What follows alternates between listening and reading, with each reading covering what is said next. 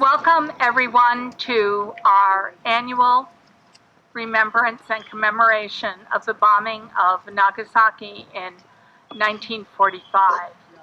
As you know, St. Paul and Nagasaki have been sister cities since 1955, and that long history of friendship continues to this day.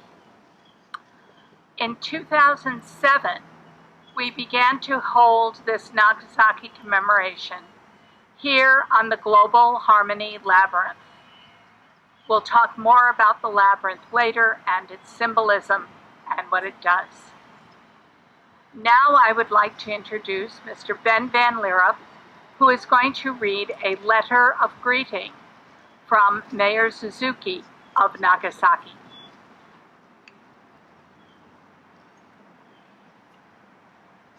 Reading and to inform you that I have become the 36th mayor of Nagasaki as of April 26, 2023.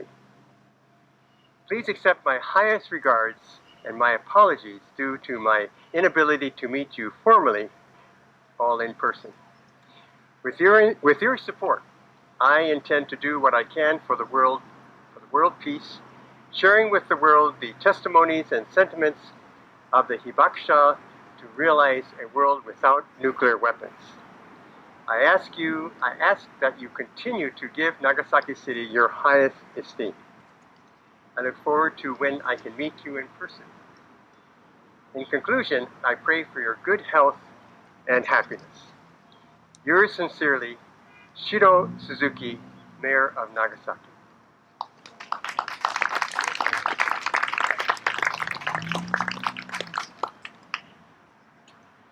And I will read some words of greeting from Mayor Carter of St. Paul.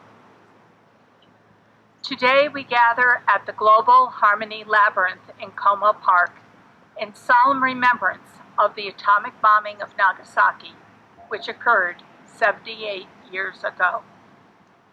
As we commemorate this fateful day in our world's history, we do so through sharing stories and history, while honoring those whose lives were forever changed. We also stand together in the spirit of friendship and unity, which has continued to blossom between St. Paul and Nagasaki through our sister city relationship these past 68 years.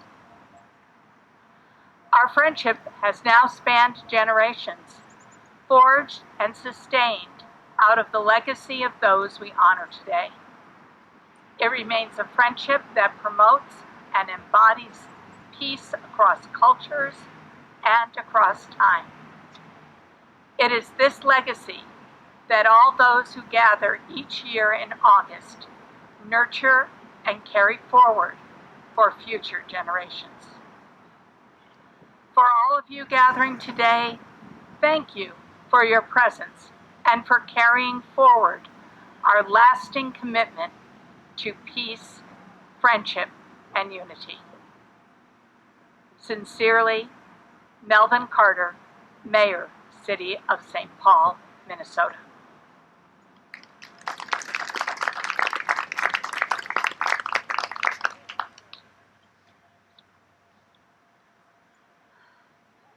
Our ceremony tonight has several parts.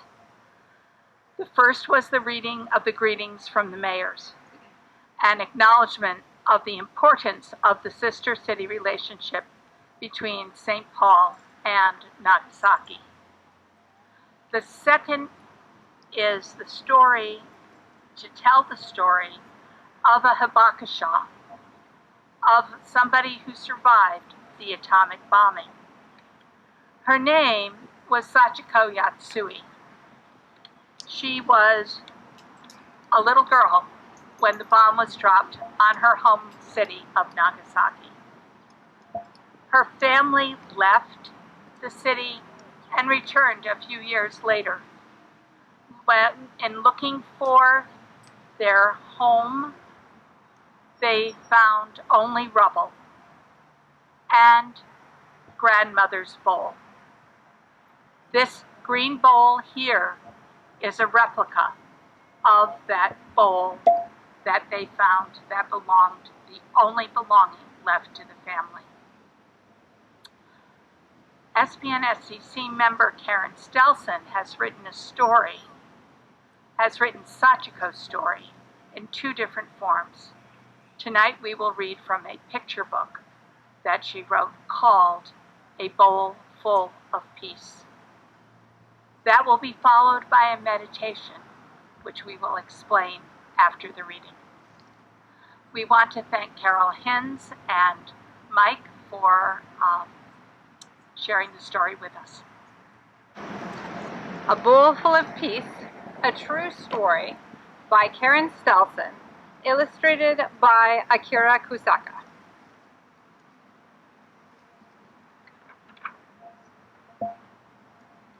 Itadakimasu. Traditionally spoken before a meal, this Japanese word means, we humbly receive this food.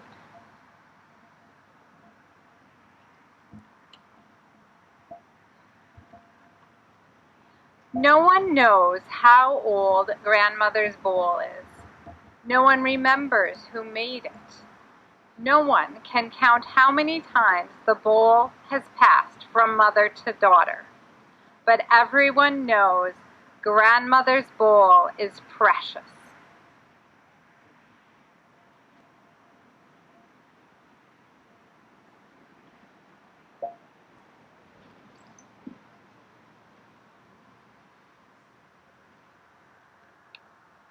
The city of Nagasaki sits along the Sea of Japan. Mountains rise up around the harbor, and houses made of wood with paper windows dot the hillsides. On hot afternoons, Sachiko and her brothers Aki and Ichiro chase dragonflies as cicadas buzz their summer song. In the evenings, Sachiko's family gathers together. Mother places grandmother's bowl in the middle of the low table.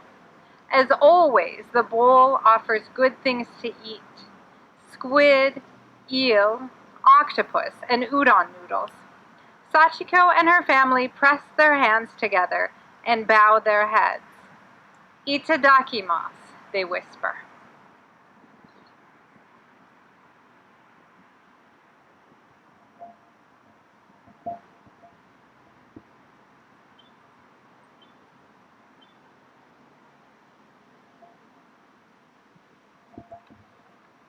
As Sachiko grows older, the sounds of war come to Nagasaki. The clanging of hammers building torpedoes, the marching of soldiers training for battle, the cries of those whose husbands, fathers, and brothers have been killed in the fighting. War for Sachiko means less and less of everything.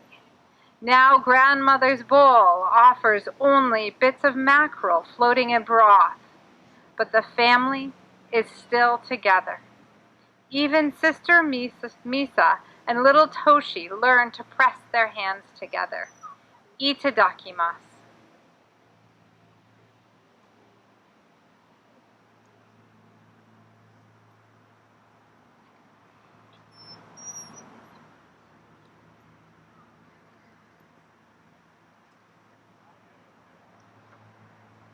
The sounds of war grow ever closer. Oh dear. The grunts of boys and girls digging air raid shelters into hillsides. The wail of air raid sirens echoing through the city. The rumbles of enemy bombers flying overhead. Sachiko is eager to start school, but after the first day, the school closes. Too dangerous, says the principal as he looks up at the sky. The family still gathers each night for the evening meal. Now grandmother's bowl offers only wheat balls floating in boiled water.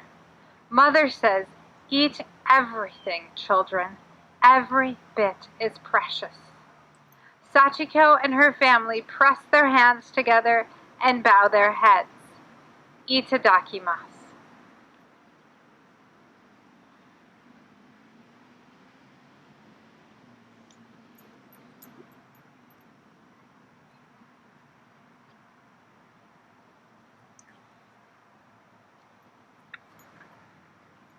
Summer comes again.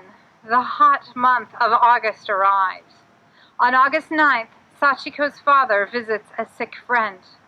Mother prepares breakfast. Aki, Ichiro, and Sachiko wait at the low table. So do Misa and little Toshi. Suddenly, the air raid siren begins to wail. Everyone runs for the shelter. They leave everything behind, even grandmother's bowl.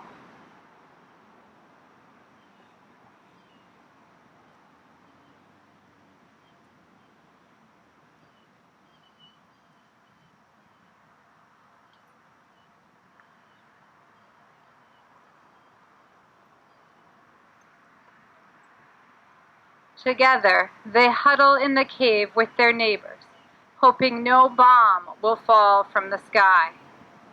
Finally, a siren blares all clear. Everyone sighs.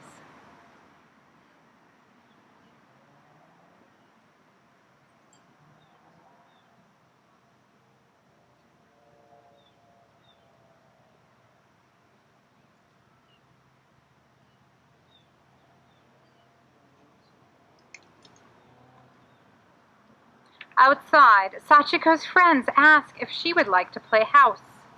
Yes, she would. Sachiko and her friends laugh together and make mud dumplings with their small hands. An enemy bomber rumbles high above the clouds. No one notices until it is too late.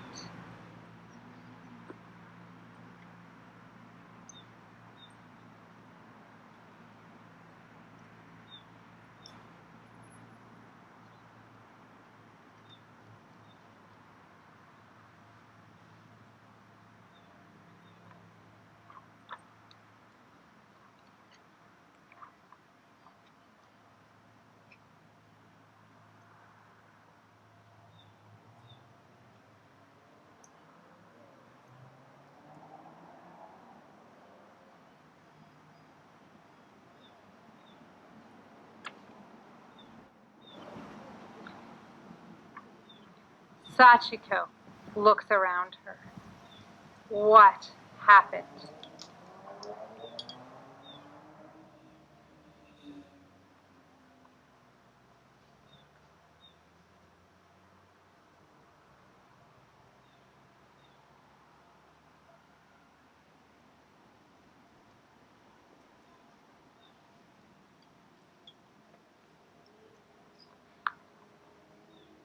Father, mother, Sachiko, and Misa survive. Brothers Aki and Ichiro do too, but not Toshi. Little Toshi is killed in the blast. Through the day and into the night, fires burn across the city. Early in the morning, Sachiko's father makes a decision. We must leave Nagasaki. A train is coming to take us away from the city. We must go now. Follow me. Everywhere, people are suffering. I'm so thirsty, voices whisper. Water, please. Please, water.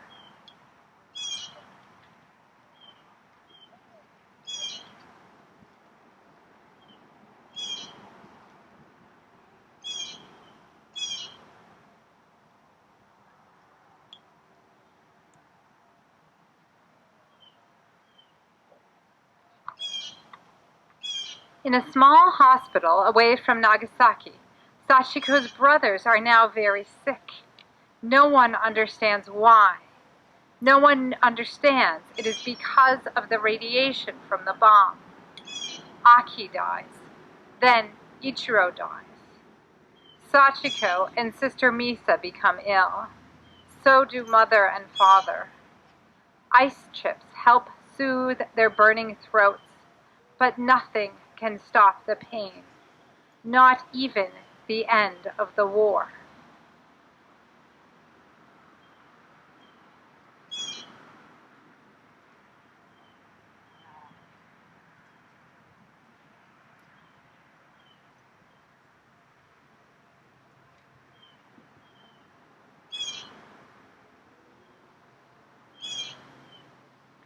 2 years pass before Sachiko's family returns to Nagasaki.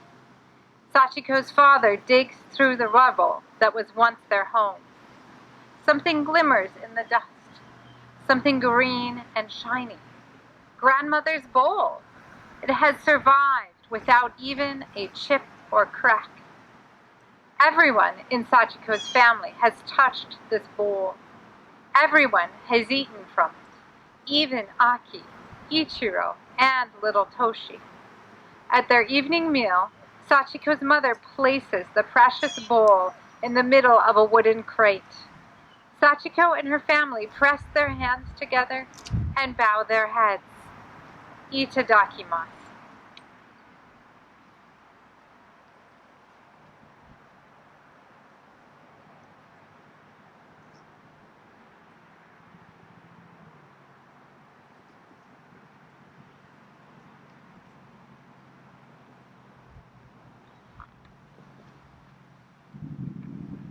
As cicadas sing their summer song, another August 9th arrives.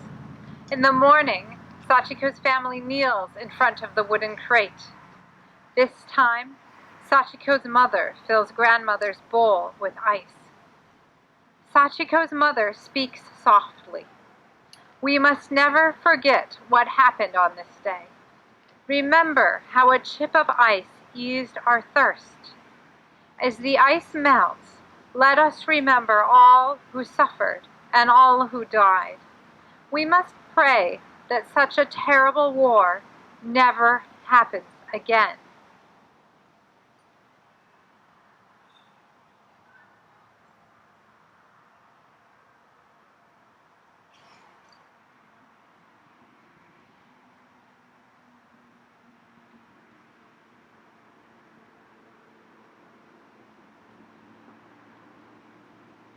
Five years pass. The radiation from the bomb makes more people sick. Sachiko's sister becomes ill and dies. Another 5 years pass. Sachiko's father becomes ill and dies. Each August, Sachiko's mother fills grandmother's bowl with ice. Sachiko and her mother watch the ice melt. Together, they remember what happened. Together, they pray for peace.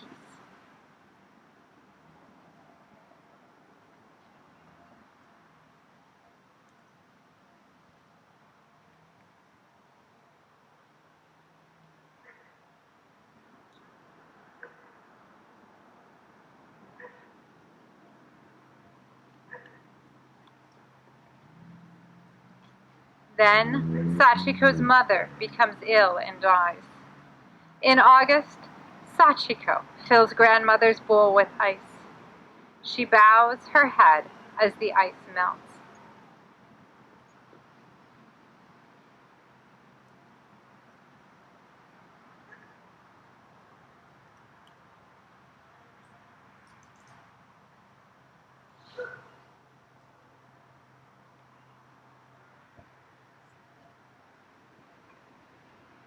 Grandmother's bowl is now Sachiko's to care for. Sachiko fills grandmother's bowl with good things to eat, just as her mother did. She presses her hands together and bows her head. Itadakimasu. One August 9th, 50 years after the war's end, Sachiko fills grandmother's bowl with ice. She can no longer be silent about what happened to her. She must tell her story. The world must know that such a bomb can never be used again. That evening, Sachiko stands before a group of children and shares her story for the first time. She begins, "What happened to me must never happen to you." And the children listen.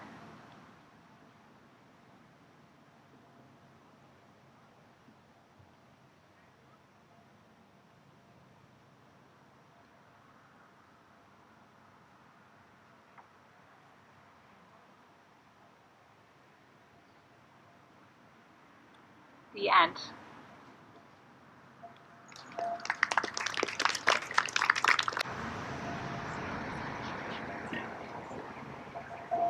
We will now do a healing meditation, and we have 2 volunteers that are going to pass out some heart-shaped ice cubes if you choose to hold one in your palm while the meditation is going.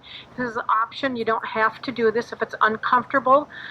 Maybe it feels okay at first, but if it starts to be uncomfortable or too cold, you can certainly drop the ice cube to the ground or shift it to another hand, or whatever's best for you. As they come around, you will pick your own ice cube rather than they will not hand it to you. You'll just choose your own. As far as the meditation is concerned, just choose a position that's comfortable for you. You can have your arms open or crossed, or your legs open or crossed, feet flat or not. It's whatever most feels comfortable for you.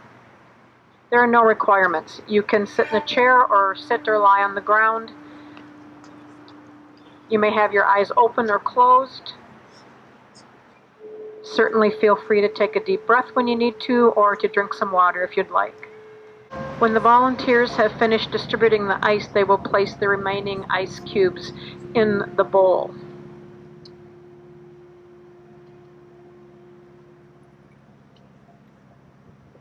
And the ice cubes are, of course, just to symbolize the water for their thirst and the ice chips that they used to use to heal their thirst, and as a symbol of the healing of their burning skin. All right, we'll begin. Let's begin by bringing in the energy of each direction. So we'll take a nice, deep, slow breath, one at a time, to bring in the healing energy of the East.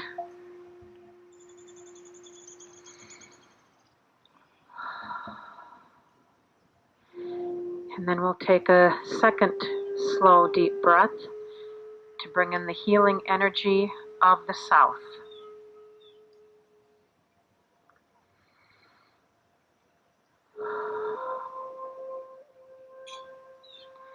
And inhaling to bring in the healing energy of the West.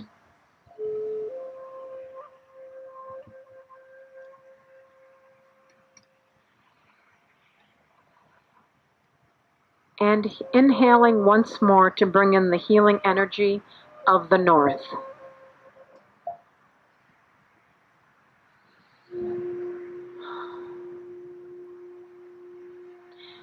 And now place your awareness in your heart. Bringing peace to the world requires bringing peace to our communities. And that requires that we find and cultivate peace within ourselves, as peace begins first within each of us. The attribute and vibration of peace has within it divine love. And divine love requires us to be in a moment of being unarmed, to be open and receptive, to be present and grounded. Love requires us to be without judgment, free of our negative beliefs, and being undefended. Sometimes we find ourselves operating in this world as though we are on a psychological battlefield, needing to defend ourselves on the battlefield of the human condition. While we don't walk around with actual weapons, we often can carry the psychological weapons of criticisms and judgments, comparisons and projections, and limiting beliefs within us. And we have been conditioned to believe that we are only safe with these psychological weapons, and that these weapons are going to keep us safe from the reactions of others. Hurt does not heal hurt. And violence will not bring an end to violence. So I am suggesting in this moment for all of us to let go of our psychological weapons and practice being unarmed during this meditation, and maybe for the rest of the day. To let go of those weapons and bury them in the ground, the ones you are aware of, and the ones that may be hidden. Feel these weapons release and drop down into the earth. And you may also do this visually. Let's just take a nice deep breath and let it all go.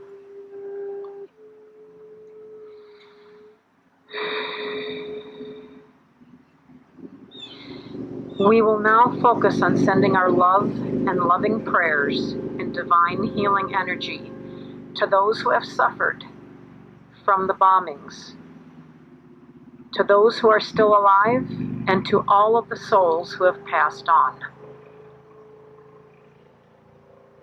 We now send healing for the sensory traumas of the bombings, for the flashes of light, the noises, the odors, and the plumes of smoke, to release the traumas to your senses from these bombings.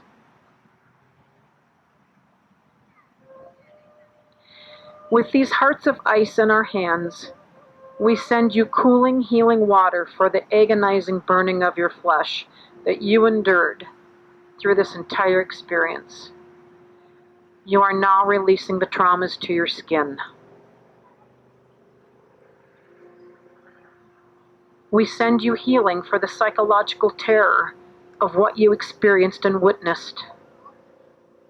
You are now releasing the mental, emotional, and psychological traumas that have tortured your mind. We send you healing for the hurt that another human being would do this to you. You are now releasing the traumas to your heart.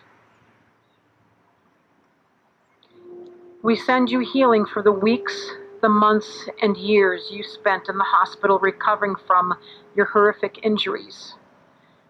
You are now releasing the traumas of that isolation and the suffering from the medical treatments.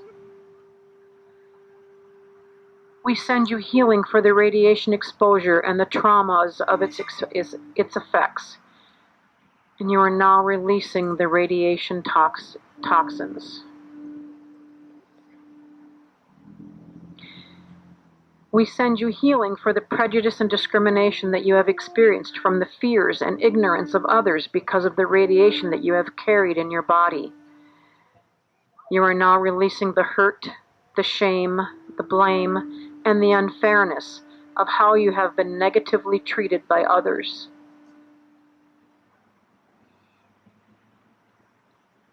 We send you healing for the many trips, sometimes every year, to the hospital to attend to the wounds that never fully healed, and for the new problems that continue to surface. You are now releasing the traumas of the endless ongoing consequences, the surgeries, the medicines, and the long recoveries. We send you healing for the fears that nuclear bombings could or would ever happen again. You are now releasing your fears, anxieties, worries, and nightmares of possible future bombings. We send you our apologies for the lack of knowledge by the entire world of the after effects of these bombings when both of our governments chose to hide it as long as they could. You are now releasing the pain and traumas of being invisible. We send our gratitude for those who have been able to tell their stories so that the world will know the truth of your experiences and your pain and suffering. You are now releasing the fears that you will be forgotten. We send healing to all the Japanese American people who were banished to concentration camps by our United States government during World War II. You are now releasing the betrayal, the abandonment, punishment, and traumas of being imprisoned by the United States of America.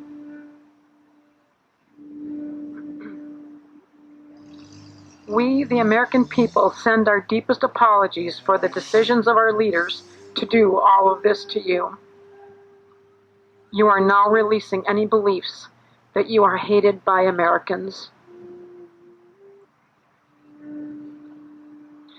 Cherished people of Hiroshima and Nagasaki, Always know that we see you, we hear you, and we remember you.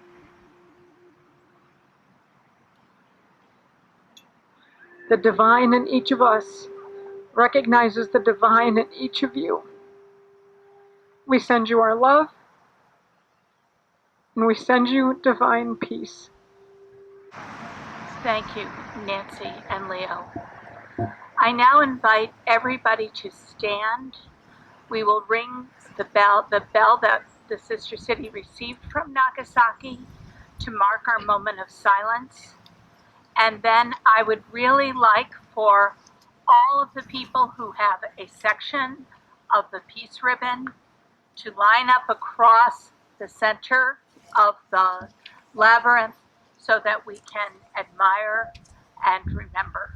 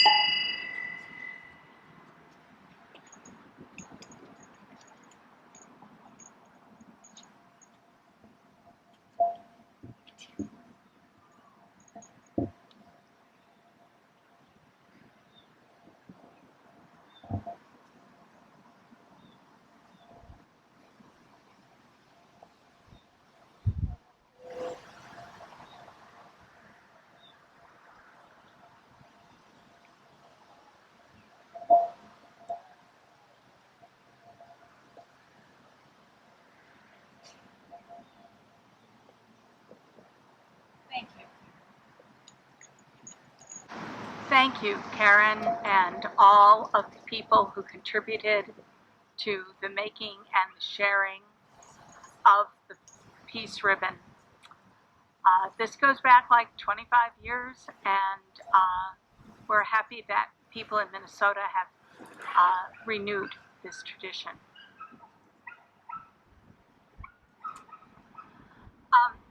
I forgot to give you apologies at the beginning.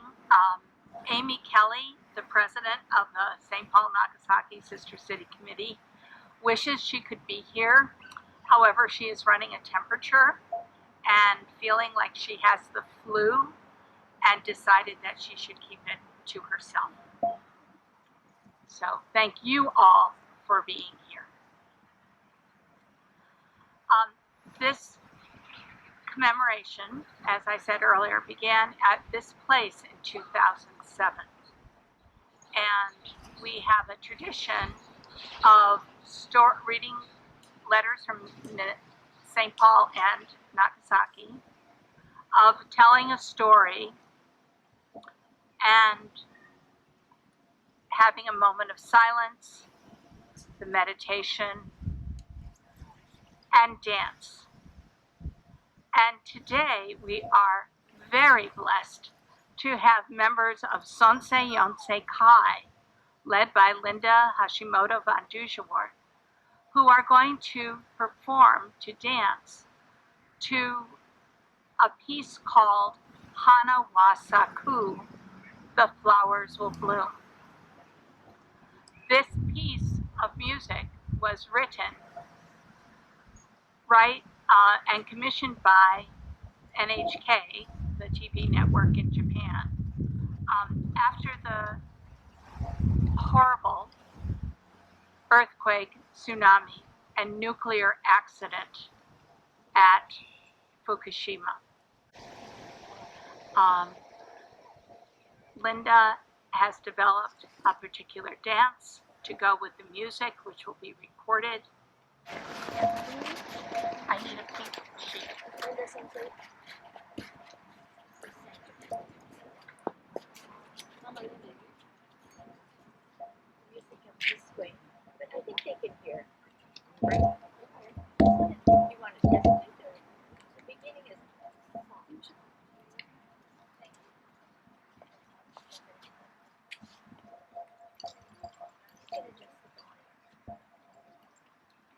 The words in translation.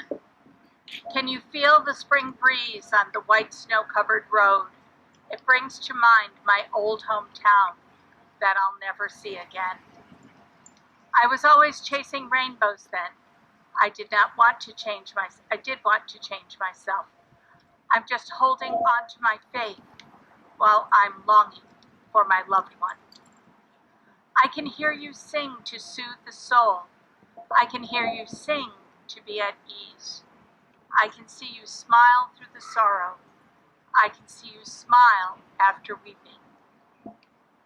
Flowers will bud and bloom again for you who will come into the world someday. Flowers will bud and bloom again. Have I done any good to stay in your heart? Beyond the night sky, I see the first dawn light in the darkness. It takes me back to the good old days that will never come again. Sometime I hurt the one I love and hurt myself, only to cry. I just hold on now, longing for my loved one. I can feel your thoughts are ties to one another. I can feel your thoughts coming home to me. I can see the gleam of dawn in your eyes. I believe you're in the dawn. You've started life again. Flowers will bud and bloom again for you who will come into the world someday. Flowers will bud and bloom again. Have I done any good to stay in your heart?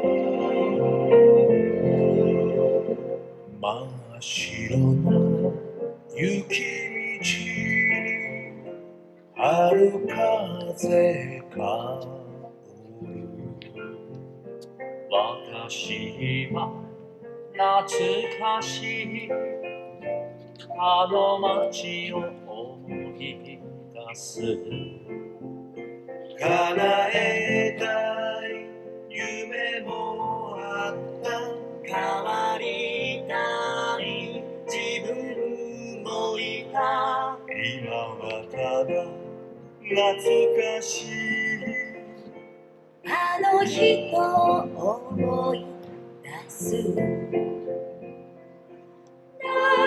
かの歌が聞こえる誰かを励ましてる誰かの笑顔が見える悲しみの向こう側に花は咲くいつかは生まれる君に花は咲く私は何を残しただろう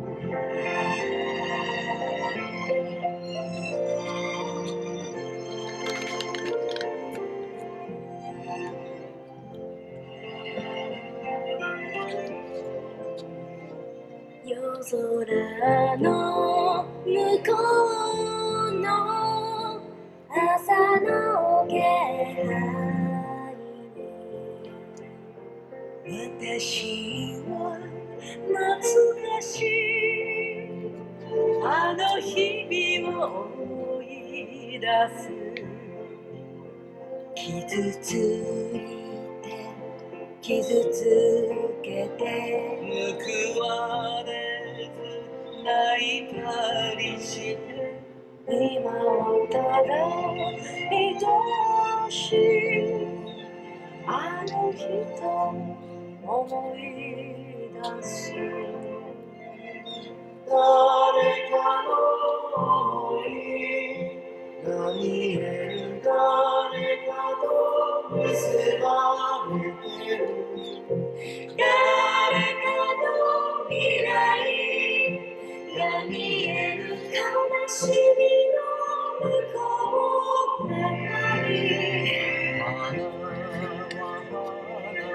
花は咲くいつか生まれる君花は咲く私は何を残しただろう花は咲くいつか生まれる君花は咲く私は何を残しただろう花は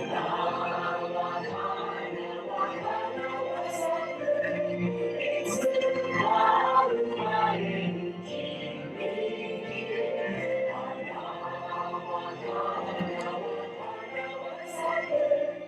いつか恋する君のために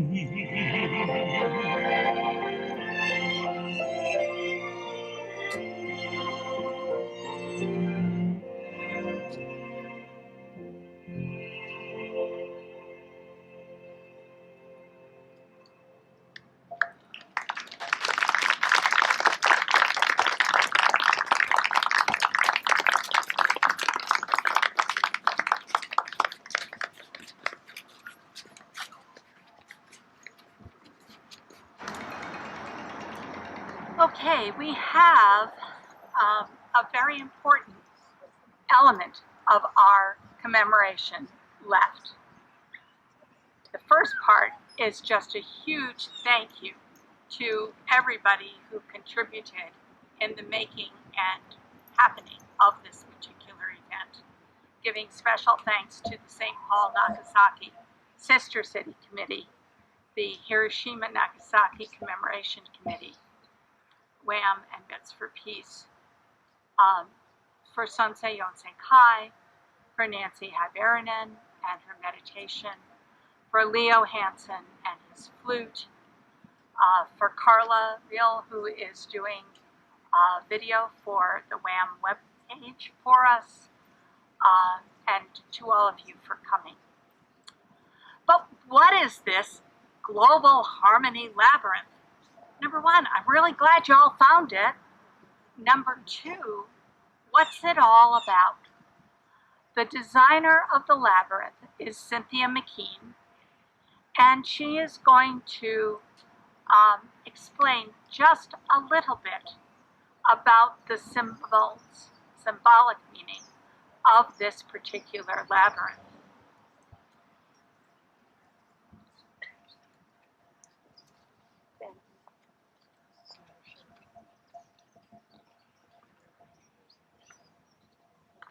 Thank you, Joanne, and let me know if I'm not close enough to the mic.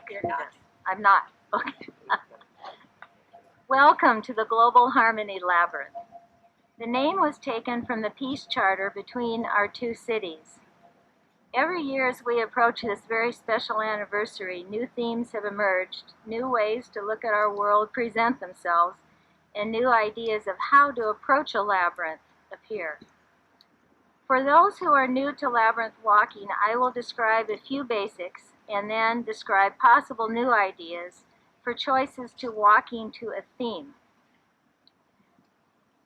A maze is a puzzle to solve, full of dead ends and confusions. It may remind you of a video game. A labyrinth is one path to a center and the same path back out. If you concentrate on following that path, you cannot get lost. You will be free of your sense of direction and free of the outside world. It reminds me of something Katharine Hepburn said she had learned from Spencer Tracy. Concentration is your best protection. So, for those who are new, please, the rest of you bear with us. Enter at the only opening in the outside line, which is over at this entrance. Walk on the path between the lines. Do not follow the line. As you step onto the path at the entrance, look to the center. If you were climbing a sacred mountain, you would be looking at the peak. That is the goal, the point of focus.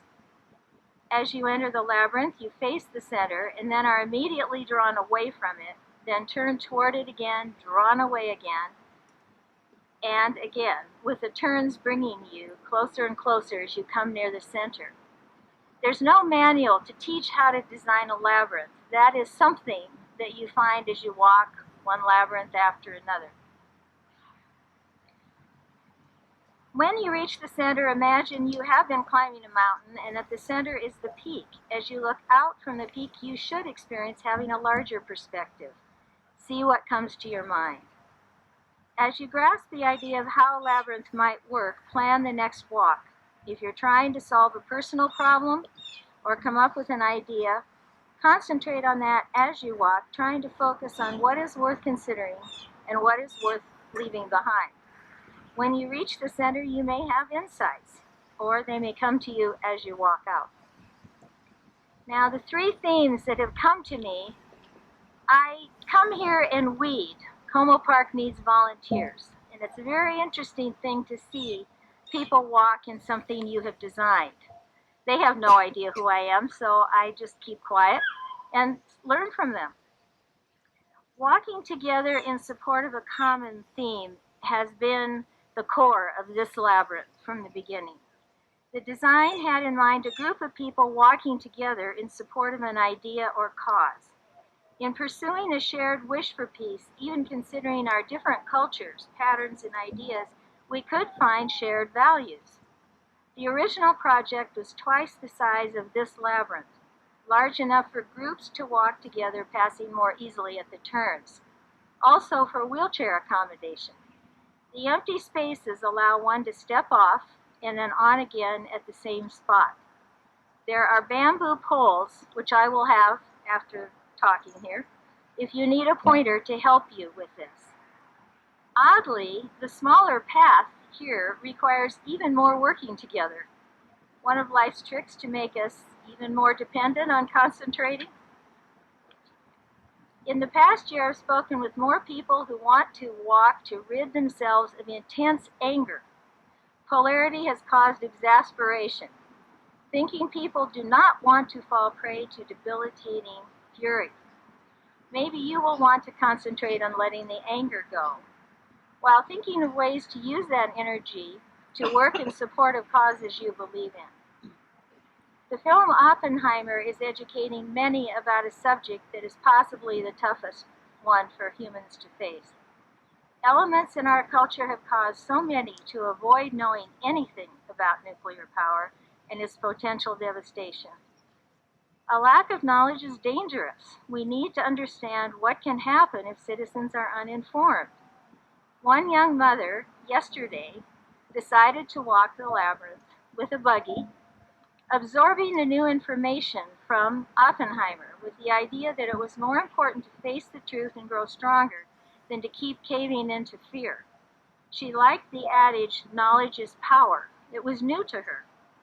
She had always admired bravery in others, but she had never considered taking it to this level, an abstract idea of bravery. Your walk will be as unique as you are. Whether you walk the labyrinth alone or in company, may you be able to use it to bring answers. Yesterday, a friend called asking if there was a way to walk this path without the above fierce subject matter. She is very tired. I was remembering a quote from a teacher 50 years ago, "The arts may one day save our lives." When I designed this labyrinth 25 years ago, thinking of her words, keeping in mind that this design was to bring two different cultures together, I began by adopting the obvious yin-yang line, which forms the core.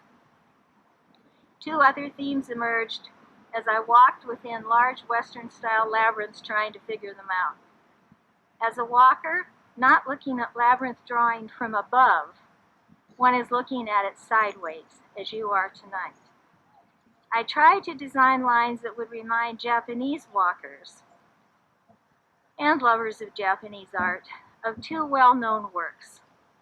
The Reiki Zen meditation garden like Ryoanji, where lines in the gravel can be read as water around islands or clouds around mountaintops, and the waves of a stream and Rimpa screen paintings, like Korin's red and white plum blossoms. If you want an art walk, you might try walking thinking of those exquisite works. I recommend it if you're tired. Thank you for coming tonight.